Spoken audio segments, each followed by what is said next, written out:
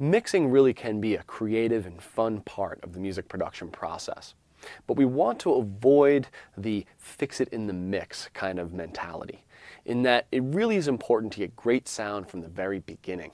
And so much of this class really is focusing on the capabilities of the DAW and the corrective and creative things we can do here, but nothing can correct for a poor recording. So, though we're doing a lot here, focus on the recording so that when you get here, it really can be a creative and fun space. We looked at the capabilities of a mixing board, both analog and digital.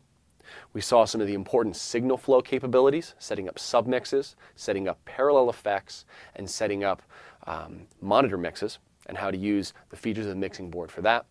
And then we looked at the importance of automation. I'm really excited that you get to know these features, and I'd love for you to start discussing them with your classmates, because like all the other topics in this class, mixing is really deep, and it's a lifelong process. You're going to improve over and over as you do this. So start discussing with your classmates. Start analyzing mixes. Listen in a different way. As you listen to the next track you hear on the radio or on your home CD player or on your iPod, really consider what are the relative levels between the instruments that I hear. And take kind of a self-reflective approach to listening. Think, what am I focusing on during this section? And then, once you've come to that conclusion, try to consider how the engineer is making you focus on that. What choices were made in the mix stage that is forcing you to think about or focus on that single element, because that really is the important part of the mix process.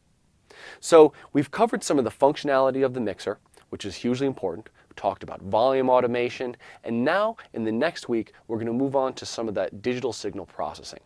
The use of dynamic effects will be next week, and then we'll look at filter effects and delay effects in the week after that.